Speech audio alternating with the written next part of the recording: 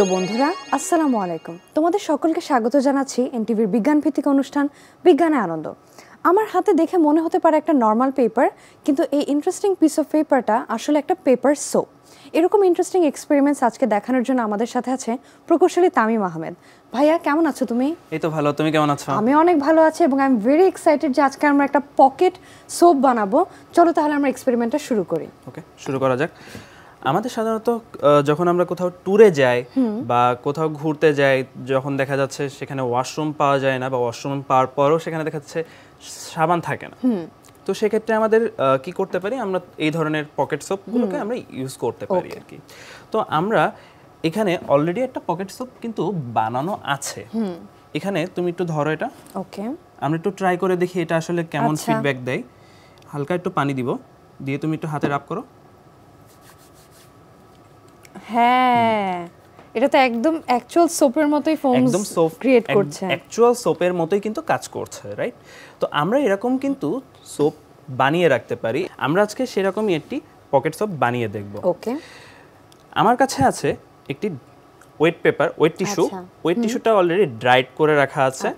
আমাদেরকে অবশ্যই wait টিস্যুটাকে dry করে নিতে হবে। এরকমই আমার আগে থেকে ড্রাই করে রাখা ওয়েট টিস্যু আমি একটু কেটে রাখবো। আচ্ছা, আমাদের এটাই আমরা মূলত পকেট সোপ হিসেবে ব্যবহার করে থাকি।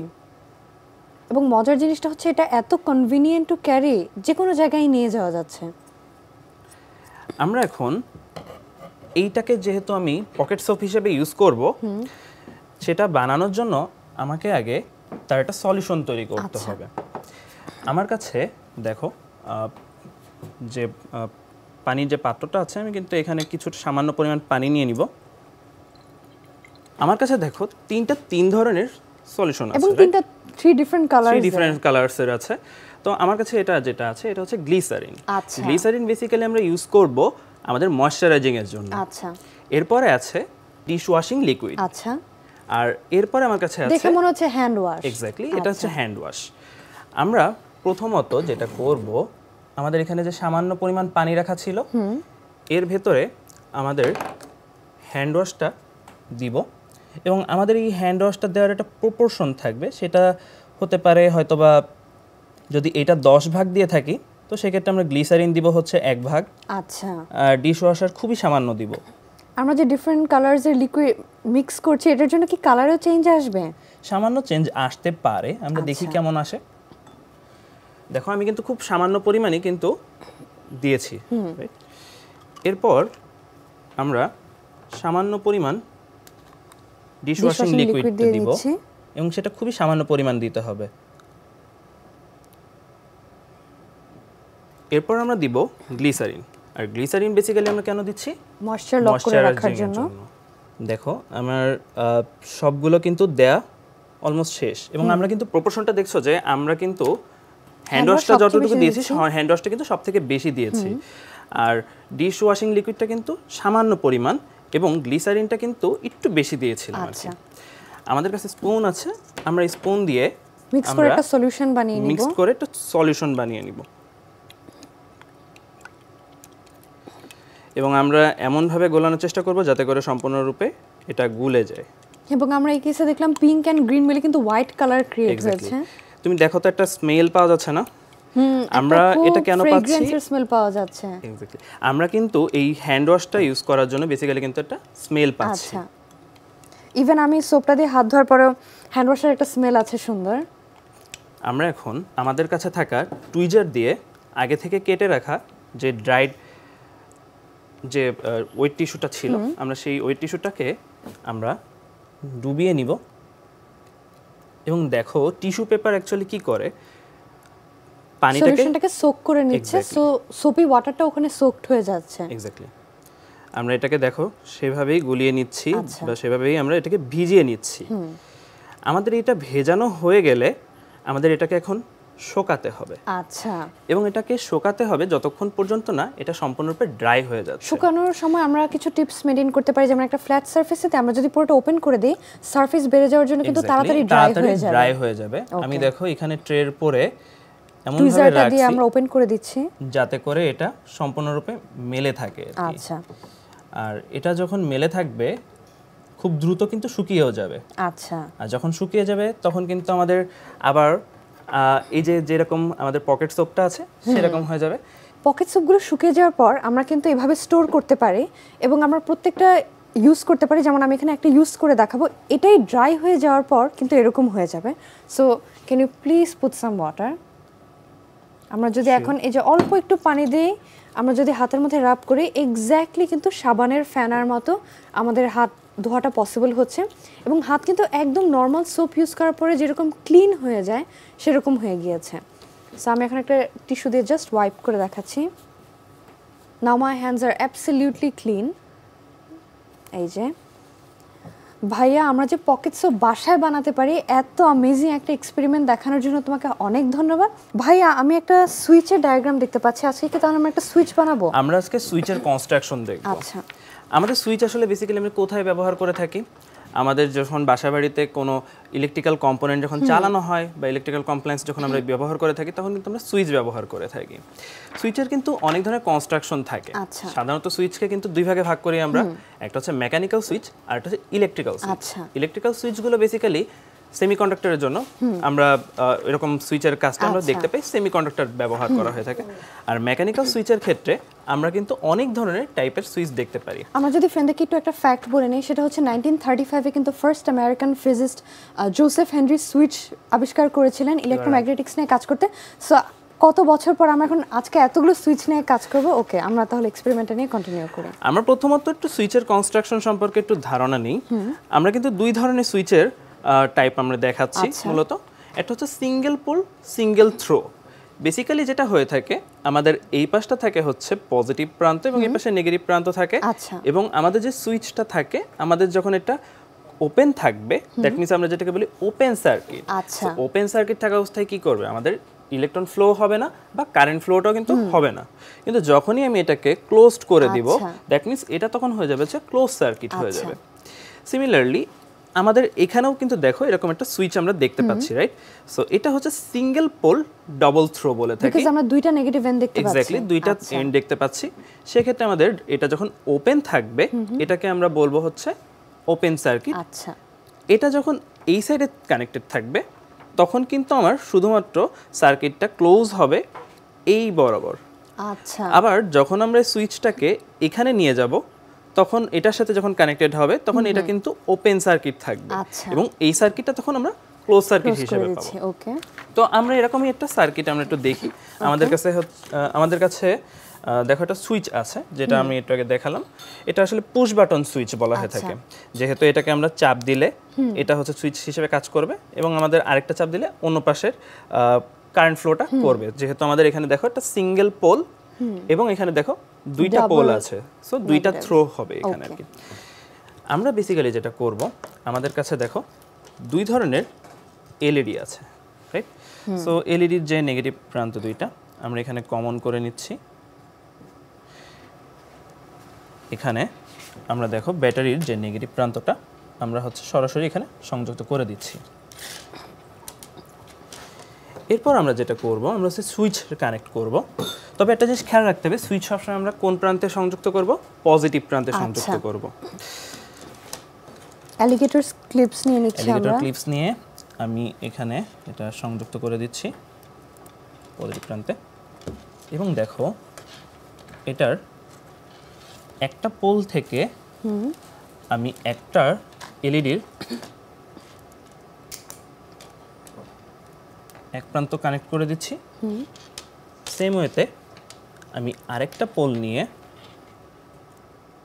তারপরে আমরা দুইটা থ্রোয়ের সাইড থেকে আমরা দুইটা এলইডি তে কানেক্ট করে নিয়েছি, তাই তো?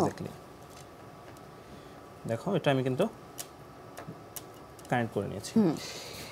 আমাদের কনস্ট্রাকশনটা কিন্তু খুবই সিম্পল। আমি যখনই সুইচটা দিচ্ছি, দেখো আমাদের এই পাশের এলইডিটা জ্বলছে।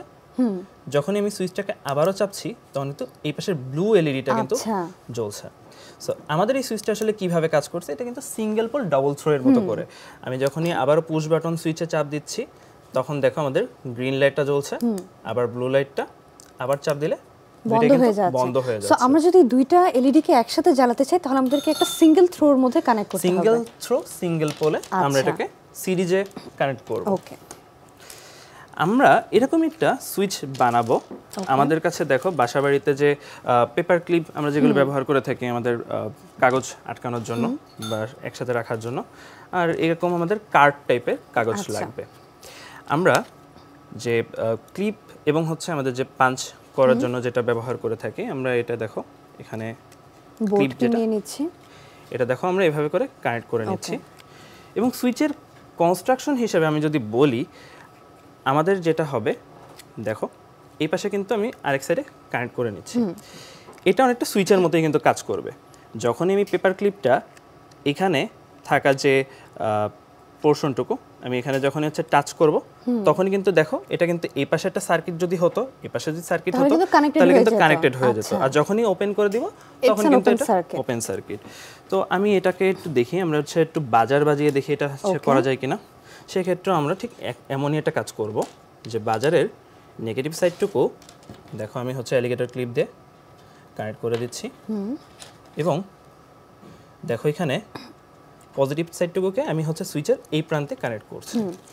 এবং এখানে দেখো আরেকটা অ্যালিগেটর ক্লিপ দিয়ে আমি নেগেটিভ সাইডটাকে ধরছি।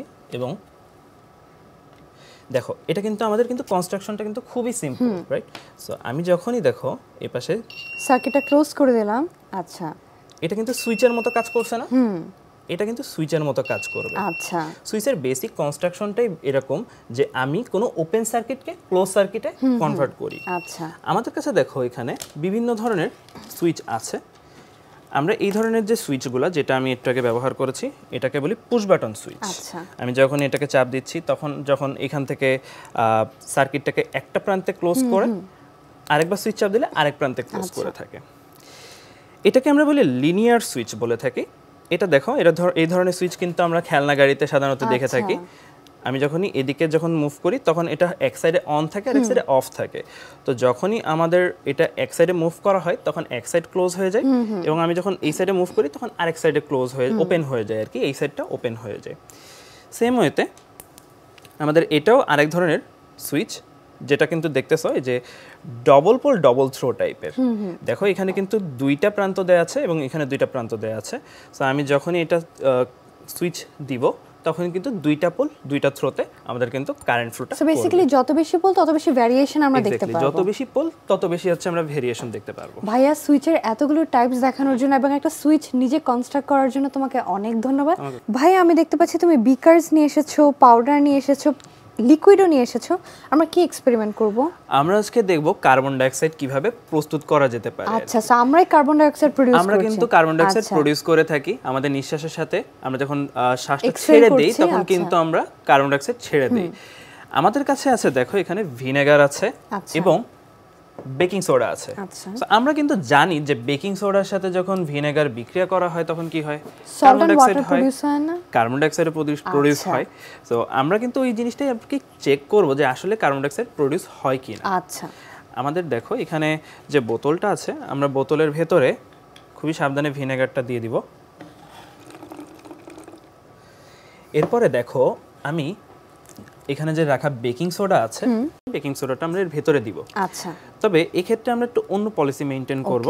আমাদের কাছে রাখা যে বেলুনটা আছে, আমরা বেলুনের ভেতরেই আমরা বেকিং সোডাটা দিয়ে নিয়ে তারপর এটাকে আটকে দিব। কারণ বেকিং সোডা কিন্তু খুব দ্রুতই ভিনেগারের সাথে বিক্রিয়া করে ফেলবে। তো দেখো আমি এখান থেকে আমরা হচ্ছে চামচের একটু পেছনের প্রান্ত থেকে নিচ্ছি যাতে করে পড়ে না যায়, যেহেতু আমাদের বেলুনের মুখটা অনেক ছোট থাকে এবং খুবই সাবধানে এটা নিয়ে নিতে হবে। আমরা দেখো এই যে বেকিং সোডাগুলো ভিতরে দিয়ে নিচ্ছি। আমরা একটু এস্টিমেট করে নিব যাতে করে 2 চামচ মতো থাকে। আচ্ছা, দেখো আমাদের মোটামুটি কিন্তু দেওয়া শেষ। এখন খুবই সাবধানে এটাকে বোতলের মুখটা আটকে দিতে হবে। এবং এমনভাবে আটকাতে হবে যাতে করে এটা পড়ে না যায়। তুমি একটু বোতলটা ধরো, ধরে একটু বাঁকা করো। আমরা এর মুখটাকে আটকে দিব। দেখো এখন তুমি আটকে রাখি এটাকে। হ্যাঁ, দেখো এটা কিন্তু ফুলে উঠছে, রাইট? এটা তাহলে কি হচ্ছে বলো তো? ভিনেগারের সাথে যখন বেকিং সোডা বিক্রিয়া করছে বিক্রিয়ার পরে আমাদের কার্বন ডাই অক্সাইড উৎপন্ন করছে এবং আমাদের এখানে যে বেলুনটাকে আটকে রাখছি তুমি দেখো এখানে কিন্তু বেলুনটা কিন্তু ফুলে উঠছে এবং এই যে ফুলে ওঠা যে এর ভিতরে যে গ্যাসটা থাকছে গ্যাসটা হচ্ছে কার্বন ডাই অক্সাইড। আচ্ছা আমরা যে এখানে যে কার্বন ডাই অক্সাইড পাচ্ছি এটা আমরা আসলে কিভাবে প্রুফ করতে পারি আমরা সেটা একটু চেক করব। সেক্ষেত্রে আমরা এটাকে একটু সাইডে রাখি, এটা একটু কার্বন ডাই অক্সাইড তৈরি করতে থাকুক। আমরা এই ফাঁকে যেটা করব আমাদের টেস্ট টিউবে রাখা টেস্ট টিউবটা যে রাখা আছে এখানে টেস্ট টিউবের ভেতরে আমরা সামান্য ভিনেগার দিয়ে নিব। খুবই সাবধানে দিতে হবে এবং খুবই অল্প পরিমাণেই আমরা দিব, খুব বেশি দিব না। এবং এর ভেতরে আমরা এখন বেকিং সোডা দিব। তবে হ্যাঁ আমাদের তার আগে একটা কাজ করতে হবে, ক্যান্ডেলটা আমরা জ্বালিয়ে দেখব যে এখানে আসলেই যে কার্বন ডাই অক্সাইড উৎপন্ন হচ্ছে কিনা। ওকে, সো আমরা একটা প্রুফ টেস্ট করছি। ইউ আর রাইট, আমরা একটা প্রুফ টেস্ট করব। আমরা ক্যান্ডেলটাকে এখানেই রাখি। আমরা এখানে যে কার্বন ডাই অক্সাইডটা উৎপন্ন হলো এই কার্বন ডাই অক্সাইডটা কিন্তু আমরা অন্য একটা টেস্টে দেখানোর জন্য আমরা এখানে রাখছি।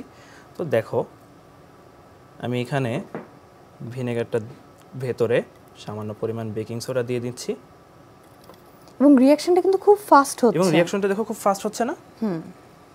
দেখো আমি যখনই মোমবাতিটাকে নিয়ে যাচ্ছি মোমটা কিন্তু নিভে গিয়েছে। আমি কিন্তু কোনো ফু দেইনি বা কোনো বাতাসও দেইনি, কিন্তু দেখো এটা নিচ থেকেই কিন্তু নিভে গিয়েছে। এবং আমরা জানি কার্বন ডাই অক্সাইডের প্রেজেন্সে নরমালি মোমবাতি জ্বলে না, নিভে যায়, আগুনকে নিভিয়ে দেয়। আমরা দেখো এখানে যে বেলুনটা কিন্তু ফুলে উঠেছে না?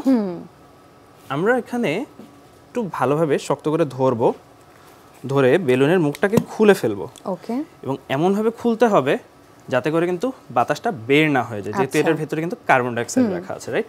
তবে তার আগে তোমাকে একটা ছোট্ট উপকার করতে হবে আমাকে। এখানে দেখো একটা ছোট ক্যান্ডেল আছে, ক্যান্ডেলটা একটু জ্বালিয়ে নাও। আমরা এটাকেই আবার টেস্ট করব যে এটাতে আসলে কার্বন ডাই অক্সাইড হচ্ছে কিনা। ক্যান্ডেলটা আমরা জ্বালিয়ে নিলাম। ওকে, আমরা দেখো খুবই আস্তে আস্তে করে এর ভেতরে ছেড়ে দিয়েছি। কার্বন ডাই অক্সাইডটা আমরা এখানে রিলিজ করে নিয়েছি। দেখো আমি এইখান থেকে কার্বন ডাই অক্সাইডটা ঢেলে দিচ্ছি। দেখছো এখানে কিন্তু নিভে গেল না? হ্যাঁ, এখানে কি হলো, কার্বন ডাই অক্সাইড কিন্তু আগুনকে নিভিয়ে দেয়। আর ইভেন তো আমরা গ্যাসটা দেখতে পেলাম না, এটা কিন্তু ঠিকই মোমবাতিটাকে নিভিয়ে দিচ্ছে। যখনই আমি কার্বন ডাই অক্সাইডকে আগুনের কাছে নিয়ে যাচ্ছি তখন কিন্তু আগুন নিভে যাচ্ছে। যেহেতু ওখানে অক্সিজেন আগুনটাকে জ্বলতে সাহায্য করে, আমি যখনই কার্বন ডাই অক্সাইড নিয়ে যাব তখন কি করবে, অক্সিজেনটাকে সরিয়ে দিবে এবং কার্বন ডাই অক্সাইডটা গিয়ে ওটাকে নিভিয়ে দিবে। ভাইয়া, হাউসহোল্ড আইটেমস দিয়ে কার্বন ডাই অক্সাইড আমাদেরকে বানিয়ে দেখালে তোমাকে অনেক ধন্যবাদ। তোমাকেও ধন্যবাদ। তাহলে আজকের মতো আমরা বন্ধুদের কাছ থেকে বিদায় নিয়ে নিই। প্রিয় বন্ধুরা, এই ছিল আমাদের আজকের আয়োজন। তোমরা যদি আমাদের কোনো এপিসোড মিস করে থাকো বা রিওয়াচ করতে চাও, এগুলো কিন্তু আমাদের এনটিভির ইউটিউব চ্যানেল এনটিভি শোজে অ্যাভেলেবল। তোমরা ভালো থেকো, সুস্থ থেকো, এনটিভির সাথেই থেকো। ধন্যবাদ।